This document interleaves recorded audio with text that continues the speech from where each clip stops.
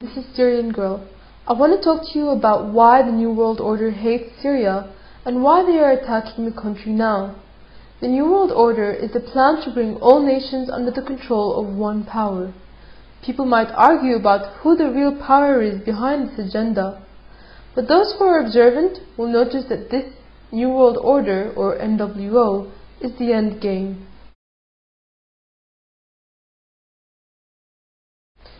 Syria has always resisted and is the front lines against the New World Order. One of the ways that Syria resists is that Syria does not have a Rothschild central bank.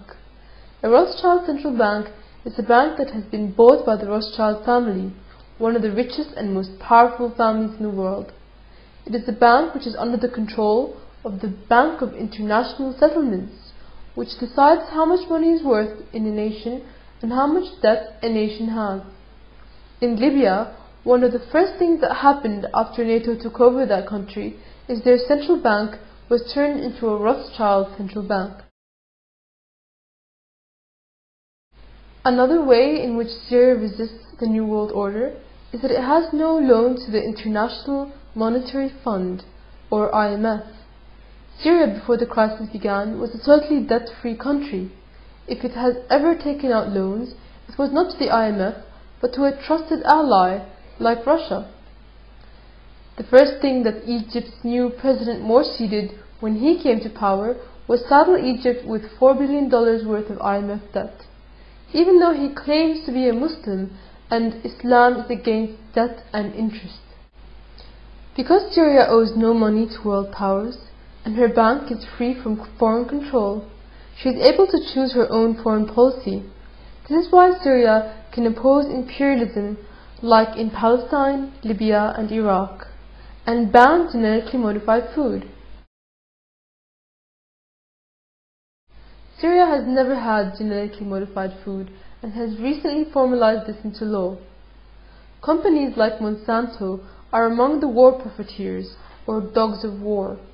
When Iraq was invaded, one of the first things that US's Bremer changed in the Iraqi constitution was to make it illegal for farmers to store their own seeds and force them to buy genetically modified seed from Monsanto.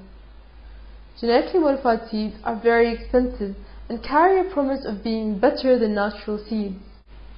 Many Indian farmers who bought the seeds and had their crops fail that year committed suicide because they had no money to buy new seeds from Monsanto and couldn't have saved their own seeds because they had entered a contractual agreement to purchase seeds from Monsanto.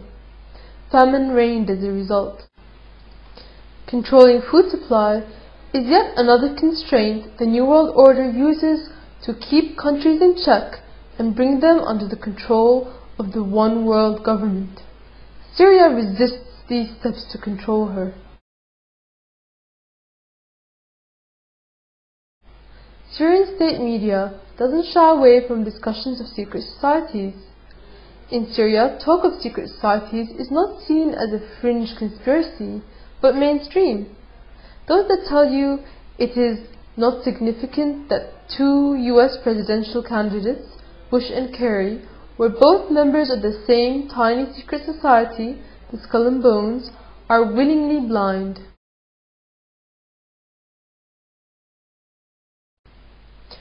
Oil and energy flow is yet another way in which the world powers bring nations to their knees, and yet another reason why Syria is a target. Syria recently discovered gas off its coast, and she was working on a new pipeline going through Iran, Iraq and Syria to Europe that would rival the BTC pipeline currently going through Israel.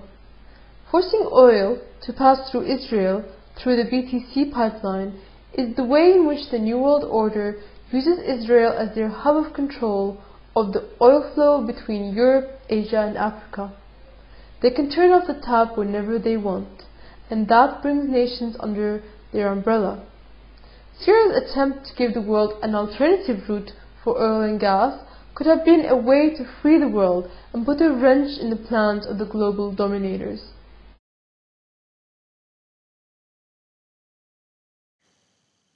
And I have spoken about this at length, but Syria is one of the last countries left that does not recognize the apartheid state of Israel and resists the Zionist agenda, which is a large part of the New World Order. This is one of the main reasons the New World Order sees Syria as an obstacle to its plans, and this point requires an individual video.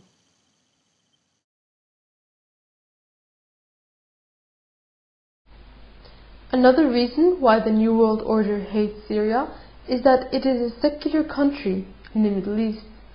Afghanistan, Libya, Iraq, and much of North Africa were secular nations. But after the Iraq War, Iraq was given a more theocratic Shiite government. After the Arab Spring and the NATO bombardment of Libya, it was given a Wahhabi extremist government. And recently, Egypt became a Muslim Brotherhood nation, another theocracy. And with Israel being the extremist Jewish theocracy in this region, Syria is really the last secular country left in the Middle East. In Syria, asking someone what their religion is insulting. And if an outsider asks you what it is, you can't help but feel a little bit defensive, and the common answer is, I am Syrian. All the prime religions have lived there in peace for hundreds of years, and with freedom to practice. Divide and conquer is a strategy which the world powers use to control nations, and Syria's unity has been a way to resist that.